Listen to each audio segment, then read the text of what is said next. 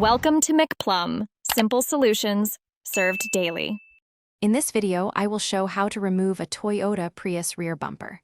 First, ensure you have the right tools, such as a trim removal tool and a 10 mm socket. Begin by identifying and removing all the visible clips and screws holding the bumper in place.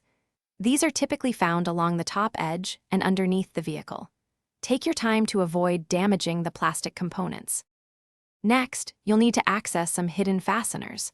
Start by carefully removing the taillight assemblies on both sides. This usually involves unscrewing a few bolts and gently pulling the light housing straight back. Once the taillights are out, you'll find additional 10 mm bolts that secure the bumper. Don't forget to check inside the wheel wells for any remaining clips or screws that might be holding the bumper. With all fasteners removed, it's time to carefully detach the bumper. Begin by gently pulling the bumper outwards from the side edges, working your way towards the center. Be mindful of any electrical connectors for parking sensors or license plate lights. Disconnect these before fully removing the bumper.